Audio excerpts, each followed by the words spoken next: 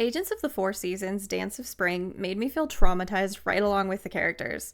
If you're here hoping for a glowing recommendation, you won't find it, but I can admit that the overall production quality is very good.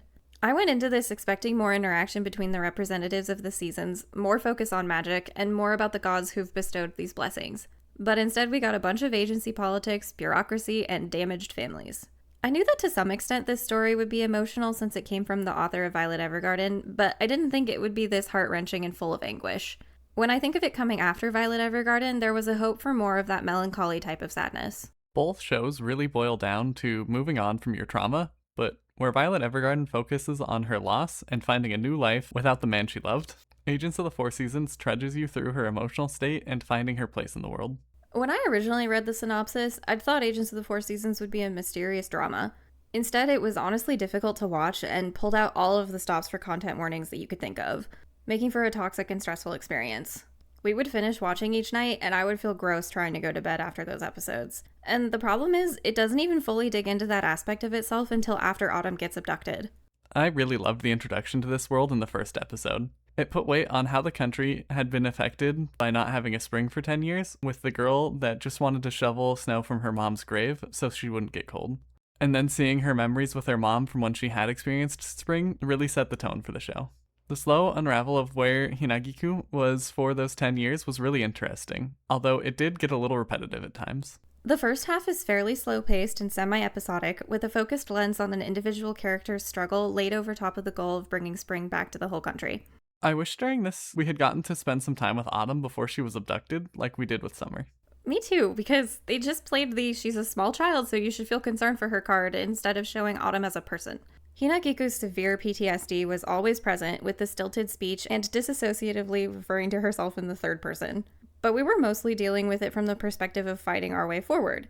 After episode 7, it became about living through the traumas with the characters and witnessing awful events firsthand. If I had known that the second half was going to get that extreme, I would have dropped it. I was really sad to see all the progress that Hinagiku was making on moving forward with her life and watching that collapse as she realized that Autumn's abductors were the same as hers from 10 years ago.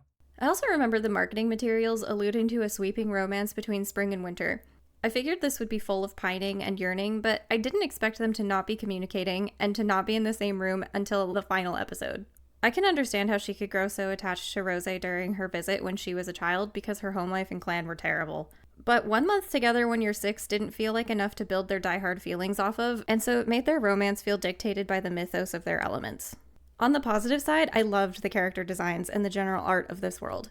The visuals were beautiful and atmospheric and were paired with a wonderful soundtrack.